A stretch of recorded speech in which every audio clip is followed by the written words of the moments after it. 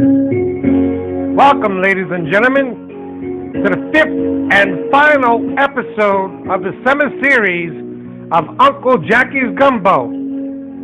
A little bit of this and a whole lot of that. Tonight's theme is Pop the Bubble. But first of all, let's review what we've done over the past 5 episodes. Number 1, we talked about the cockroach. How small, how spineless, how seemingly weak he is. Yet the cockroach was here before, during, and after the dinosaur. The dinosaur is now extinct. We still have cockroaches, a lot of them. We understood that their life isn't too long, but they copulate a lot. Roaches like to make love, and so therefore there's a lot of roaches, but they survive so many things. Earthquakes, fire, storm, hurricanes, volcanoes, you name it. Whatever nature could throw to the cockroach, it survived. But the dinosaur did not, as big and powerful as the dinosaur was. So there's something to be learned from the cockroach, because more than likely the cockroach is going to outlive us with everything going on. Now, in terms of survival, for us, right now, the CDC is emphasizing 3 things in terms of survival. And that's wash your hands, wear a mask, and social distance. All right, these 3 things are very important. But I'm yet to hear anything, any information at all about the most important thing, which is maintaining a strong immune system. Because you can wash your hands all you want, wear 1,000 masks, and social distance miles from everybody else. But if you got a whacked out immune system, when you encounter not just COVID-19, but any kind of disease, man, you're liable to catch it. So how do you maintain a strong immune system? One thing we know is that our bodies, when under stress, produce a hormone called cortisol. Now, cortisol in and of itself is good. It's caused by an adrenal reaction when we're under stress. However, tons of stress, and this is a stressful, prolonged time, produces an overabundance of cortisol, and it stores in our body. And then what happens is the built-up cortisol does a number on our immune system. It compromises it. So how do you counter that? Well, there's a 3rd generation of Dr. Marys, and all of these guys are related to each other. It's like father, son, grandson, all in the medical profession. For 50 years, they've been promoting vitamin C, vitamin C, vitamin C. 20 years ago, when I worked with Mackie Shilstone on his radio show, we had Dr. Mary on. He talked about vitamin C and how important it was, because vitamin C counters the effects of cortisol, and it boosts our immune system. And this is what we need real big right now. In fact, in China, people who are, have succumbed to COVID-19 and then were on antibodies or, the breathing apparatus are given high milligrams of vitamin C and are, have come around. So let's take our vitamin C. Now, Dr. Mary prescribes, or not prescribes, rather recommends, strongly recommends, 2,000 milligrams of vitamin C a day. You could go to your local pharmacy, buy it off the shelf. It usually comes in 1,000 milligram tablets, so 2 tablets of vitamin C a day to help counter the effect of all of this stress, which produces the hormone cortisol, to boost your immune system. That's not the only thing you need. You need proper rest and exercise and good diets, protein, enzymes, vegetables, fruits and vegetables, and protein, and exercise and rest. The normal things. This is very important. 2,000 milligrams a day. Now, once you got all of that straightened out, and you get your immune system together, in order to survive this long run, this long, outstandingly longer than necessary dealy, because they put the vaccines on hold because it looked like somebody got messed up. We're social animals. We still need to socialize and to support each other emotionally, spiritually, mentally. But we can't do that with huge groups of people because of COVID outbreaks. And that's difficult in New Orleans because this is such a party town. We created Mardi Gras parades and big gatherings and music events and jazz fest and French Quarter Festival. I mean, we're used to being in huge crowds. New Orleanians thrive on that. So the next best thing is to form a bubble. Now, we've heard this from the NBA, National Basketball Association, and then now with the National Football League. Now, what is a bubble? In order to play on the basketball field or basketball court or the football field, a player is required to enter into a bubble. That means that they go into a hotel with the whole team or facility with the whole team, get tested on a regular basis for COVID-19, and for the whole season they're separated from everybody else. They can stay within the bubble. Now, if they exit the bubble before coming back into the bubble, they have to be tested again. Well, the NFL and the NBA have the money to be able to do that on a regular basis and then to do it quick. But with us, the best way I could recommend doing a bubble, and there's still a risk of it, is, stay within the realm of 2 or 3 friends who are not sick. Some families are actually requiring other family members to get tested for the COVID, to test positive. And so then they form their bubble, and they get tested on a regular basis, which is a healthy thing to do. So you enter into your house, with your friends who are not carrying the COVID or have had the COVID or have encountered somebody with the COVID, and then you can take your mask off. Okay? Take your mask off and just mingle and socialize on a regular basis. I don't recommend doing this with a big group, but be selective. There's still a risk, but the thing about it is that you know who the person is, so that if there does happen to be an outbreak, you know how to trace it very quickly. We don't want that, but there's always a risk. But don't extend that risk by having hey, I'm going to have everybody over today. Yeah, we're all going to watch the game together. Well, and all of a sudden 2 or 3 people get sick. You don't want that. You don't want people to die, or get sick, or in a bad way. My sister and I and her husband, we formed a bubble when we thought that the 2 hurricanes were going to come up the Mississippi River.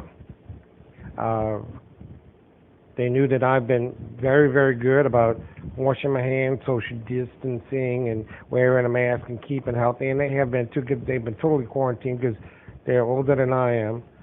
And it was such a relief to be able to sit down at the dinner table and cook meals together and socialize without having to wear a mask. My God, every place I go, whether it's a restaurant, a coffee shop, or to go buy groceries, I have to wear a mask.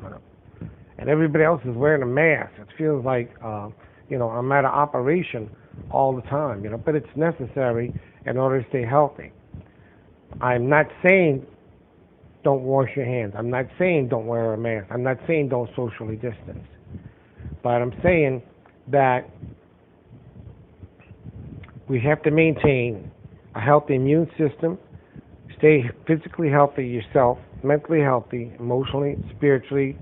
Pray to God, say your prayers, meditate, but also get exercise, eat well, eat balanced. And now, here's the other thing. Is COVID-19 really that dangerous? Yes, it is. Uh, Now, you could take another view of it, supposing that our government did not impose these restrictions. Would we have a terrible outbreak? Possibly. Could it possibly be that Uncle Sam is acting like Big Brother and taking a step too far? Maybe. Could it be possible that we could treat COVID-19 like any other sickness? Just stay healthy, and if you get sick, go to a doctor. Possibly. But I don't know how to look at it. I know 100 years ago, there was a yellow fever epidemic in New Orleans, and a lot of people died. It wasn't all over the United States. It wasn't all over the world. It was specifically in New Orleans because we're a swamp area, and it took a long time to find out what the source was. They finally found out that it didn't come from the cockroach, but it did come from the mosquito. At one time, just about every house in New Orleans had what was called a cistern. The water drained off the roof and went into this huge, gigantic barrel that collected water. And so you used that rainwater for drinking, for other purposes, for cooking, of course it would be boiled. But apparently, the cistern is where the mosquitoes would go to lay their eggs, and the mosquitoes were the ones that were spreading the yellow fever. And thousands of people died, including about 2,000, maybe more, Irishmen. Irishmen were coming off the ships looking for jobs. They left Ireland because of the potato famine, and they were starving. So they said, well, let's get on the boat and go to the New World. Well, and many of them came to New Orleans, and they got hired right off the boats to dig the new canal, which was going to be running from the lake all the way to the river. They were given whiskey and $33 a month. But a lot of them contracted the yellow fever and were buried right where they dropped because they contracted the yellow fever and died while digging this canal, which was never completed. However, their bodies are buried by the lakefront. There's a Celtic cross there commemorating that. So, did the government come down too hard in the control? Did they wait too long? I don't know. All I know is that this whole thing is caught up in political throes because this is a political year. Onward and upward, and let's not forget my little buddy, the harmonica. This is my trusty little friend, and it's a Horner. It costs about $15, but it's one of the smallest harmonicas in the world.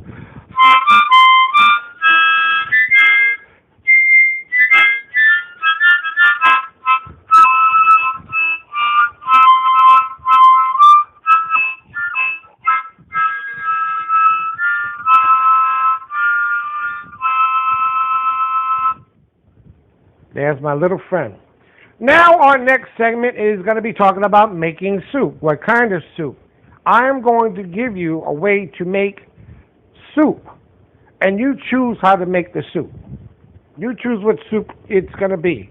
But if you follow this basic formula, these basic guidelines of a soup, you can make just about any soup that your heart desires. I mean, there's all kind of other fancy soups that require this or require this.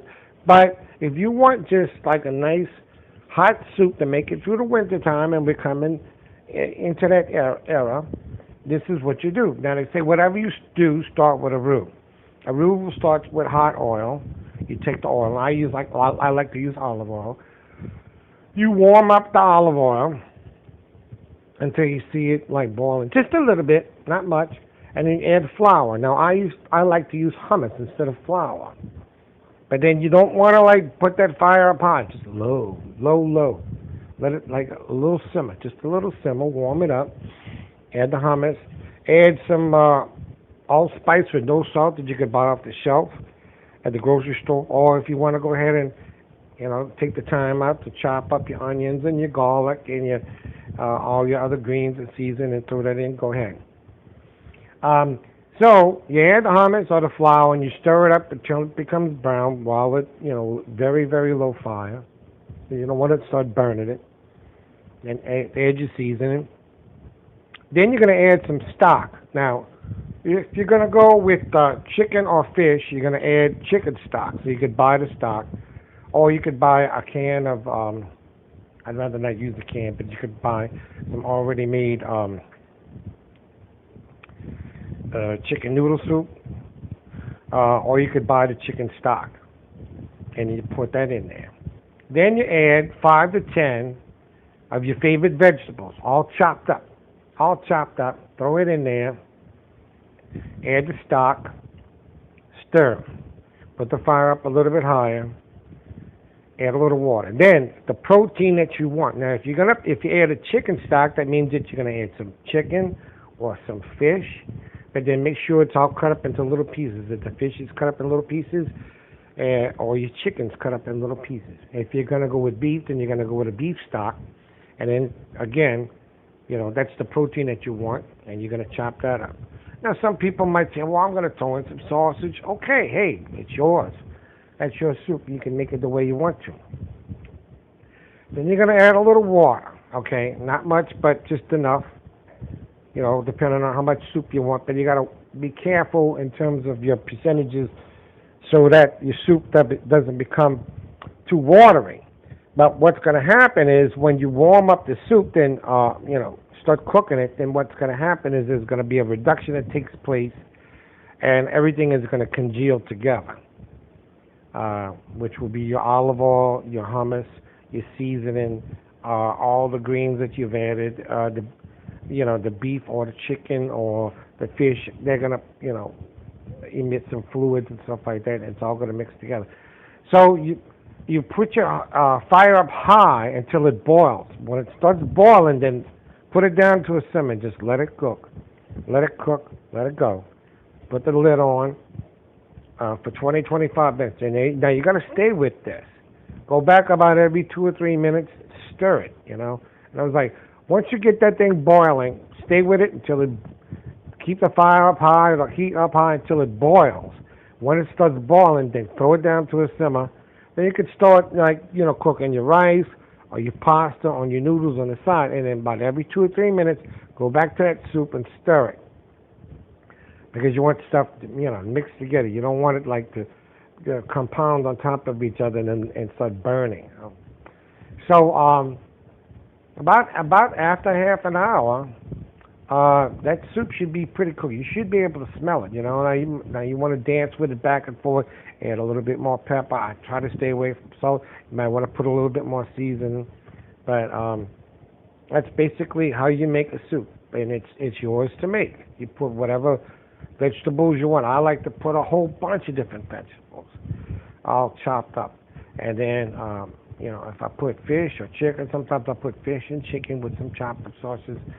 But after it's all cooked, then turn off the fire and just let it sit, because it's got to congeal, because it's all still cooking, But it should be very, very delicious with some brown rice or some pasta or some noodles.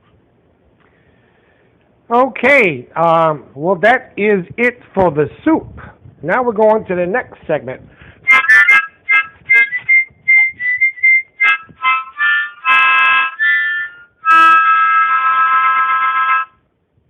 And that is the question of the week. And it's so appropriate, because I put this question out on Facebook when we had 2 hurricanes that were going to be coming down the mouth of the Mississippi River.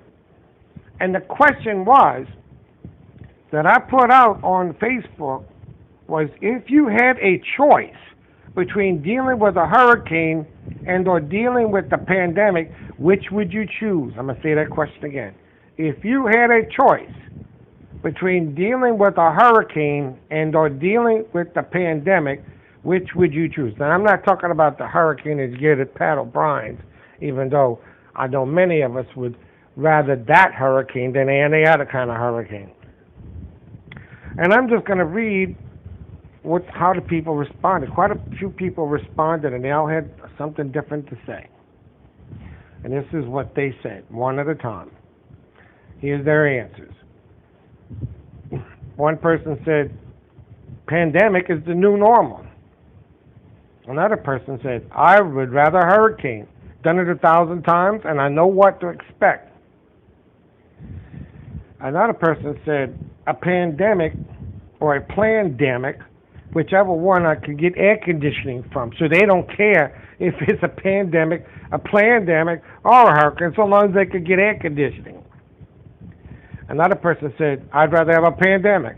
I never got used to the Katrina smell. Another person said, both. It's the new normal, right? Again, the question is, if you had a choice between dealing with a hurricane and or dealing with the pandemic, which would you choose?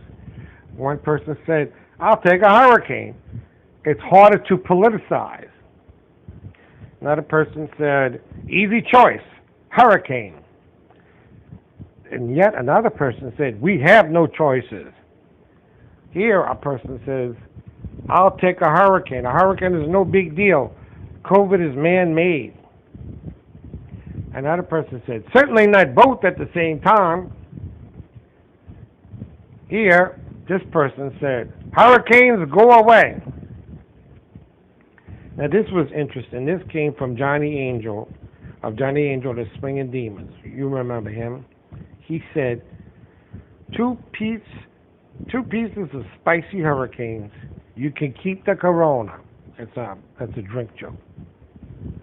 2-piece spicy hurricane. You can keep the Corona. Here, and another person says, a hurricane can cause tremendous damage. I'm okay with staying home, just not a year's worth. Wow. And that's about what we're going to be looking at. Dr. Fauci said that this thing isn't going to go away for a whole year. So they're probably going to find release the vaccine in January. And that's another thing. We've been getting all kind of different reports. The president says November. The vice president says December. Dr. Fauci says that we might get a vaccine in January, but then, this whole thing won't clear up in our society until a year from now. So we're going to be wearing masks quite a while. So let's do the best that we can to try to survive this. I know I get worn out, and I'm looking for as many support systems as I can. Keep my head above water. So, well, that does it. That just about does it for this particular episode, the 5th and final episode of the summer series of Uncle Jackie's Gumbo. A little bit of this and a whole lot of that.